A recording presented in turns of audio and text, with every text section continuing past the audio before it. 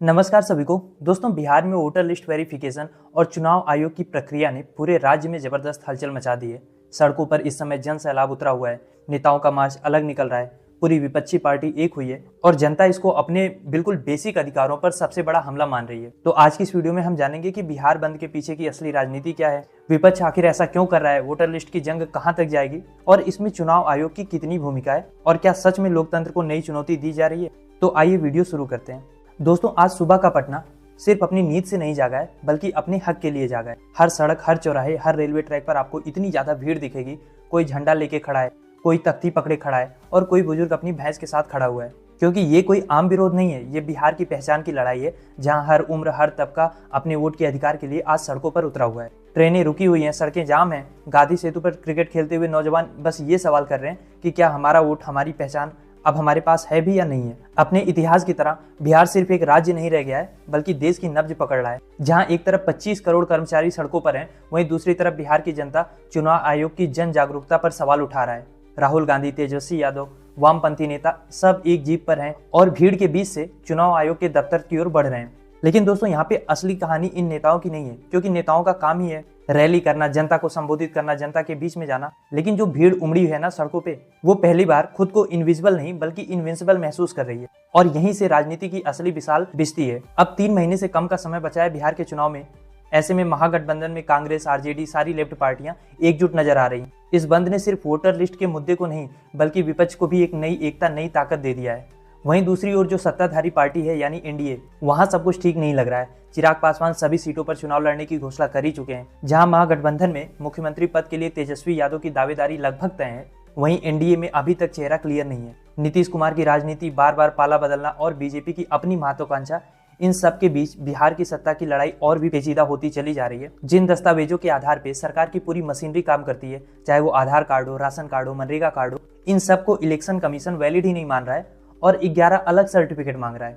अब लोग कहां से ले आएंगे अपना और अपने माता पिता का बर्थ सर्टिफिकेट, और वो भी खासकर ग्रामीण इलाकों में। और इस विरोध में लोगों का सवाल बड़ा सीधा है कि क्या अगर ये सब नहीं है तो हम बिहार के नागरिक नहीं है, भारत के नागरिक नहीं है। गांव का किसान, शहर का मजदूर, कॉलेज का छात्र सब एक ही लाइन में खड़े हैं, अपने हक की गिनती में खड़े हैं। किसी के पास कागज नहीं है तो किसी के पास धैर्य नहीं है, लेकिन गुस्सा वो सबके पास है। और ये गुस्सा सिर्फ चुनाव आयोग पर नहीं, उस सिस्टम पर भी है जो बार बार जनता को ये साबित करने के लिए कहता है कि साबित करो कि तुम भारतीय हो।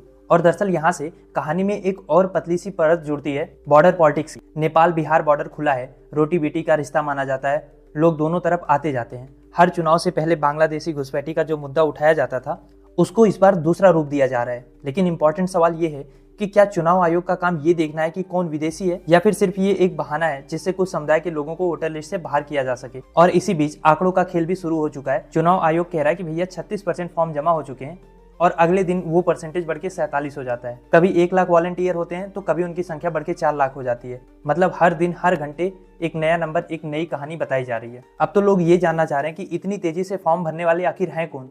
क्या हर फॉर्म के पीछे एक असली इंसान भी है, या सिर्फ सिस्टम की जल्दीबाजी से ये सब किया जा रहा है? क्योंकि यहाँ पे ना सच्चाई और प्रचार के बीच की दीवार बहुत पतली हो चुकी है। मीडिया के कुछ चेहरे सरकार के पक्ष में आंकड़े घुमा फिरा के पेश कर रहे हैं। वो कह रहे हैं कि देखिए काम कितनी तेजी से हो रहा है, लेकिन कोई ये नहीं पूछता कि कितने लोग इस प्रक्रिया में छूट रहे हैं, कितने नाम सिर्फ कागजों की गलती वोटर लिस्ट से बाहर हो जाएंगे। कोई ये नहीं पूछता कि जो हमारे बेसिक दस्तावेज हैं, चाहे पहचान पत्र हो, आधार कार्ड हो, जिनको ऑलमोस्ट सारी सरकारी योजनाओं में मांगा जाता है, तो अगर सरकार इन्हीं कागजों पर अनाज देती है, पैसे ट्रांसफर करती है, तो वोट देने का अधिकार के लिए इतने अलग दस्तावेज क्यों मांगे जा रहे हैं? ये सिर्फ दरअसल वोटर लिस्ट की लड़ाई नहीं रही है, ये पहचान की लड़ाई हो चुकी है। ये उस किसान की लड़ाई है जिसने कभी बैंक देखा ही नहीं, लेकिन हर चुनाव में वोट डालता है। ये उस महिला की लड़ाई है जिसने राशन कार्ड से अपने बच्चों को पाला पोसा है, लेकिन अब वोटर लिस्ट के नाम पर उसके पास कुछ नहीं है। इलेक्शन कमीशन कह रहा है कि भाई सर्टिफिकेट लाओ, फॉर्म भरो, वरना आप बाहर हो जाओगे। और जनता अब आंदोलन कर रही है कि हमने देश बनाया, हर चुनाव में वोट डाले हैं, और अब बार बार खुद को साबित हम क्यों करेंगे।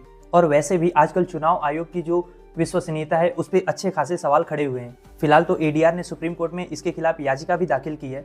तो अगर कोर्ट ने इस पे रोक लगा दी तो पूरी की पूरी प्रक्रिया ही बदल जाएगी। महाराष्ट्र और बंगाल के चुनाव में भी वोटर लिस्ट की गड़बड़ियों की मिसालें सामने आ चुकी हैं। कई जगह पे दलित और मुस्लिम इलाकों में नाम काटे गए हैं, फर्जी नाम जोड़े गए हैं। अब सवाल ये आ रहा है कि क्या यही सारी चीजें बिहार में भी दोहराई जाएंगी। दोस्तों अब यहाँ पे ना कहानी एक दूसरा मोड़ ले रही है, क्योंकि ये लड़ाई अब सिर्फ बिहार तक सीमित नहीं रहेगी। ये सवाल अब पूरे देश का नागरिक पूछेगा कि क्या कल आपके दरवाजे पर भी कोई दस्तक देगा और पूछेगा कि अपना पहचान दिखाओ, वरना वोट देने का आपका अधिकार खत्म हो जाएगा। क्या हम सब अब अपने ही देश में अजनबी बनने को मजबूर हो जाएंगे। आज जब हमारे प्रधानमंत्री विदेशों में सम्मान ले रहे हैं, अफ्रीका के छोटे छोटे देशों में जाके सर्वोच्च सम्मान ले रहे हैं, देश के अंदर किसान, मजदूर, युवा अपने हक की लड़ाई के लिए सड़क पर उतरा हुआ है। मोदी जी को ये समझना चाहिए कि सम्मान की असली परीक्षा विदेशों में नहीं बल्कि अपने घर की गलियों में है। क्या सरकार, चुनाव आयोग और मीडिया ये चीज समझ पाएंगे कि लोकतंत्र सिर्फ कागजों की गिनती नहीं होती, लोगों की आवाज होती है। या फिर हम सब एक दिन अपने ही हक के लिए सड़कों पर खड़े होंगे, अपनी पहचान, अपने वोट, अपने लोकतंत्र के लिए। क्या सोचते हैं आप इस टॉपिक के बारे में? लिखिए अपनी राय कमेंट बॉक्स में। और अगर कोई एक सुझाव आपको चुनाव आयोग को देने का मौका मिला तो आप क्या देंगे, इसको भी लिखिए।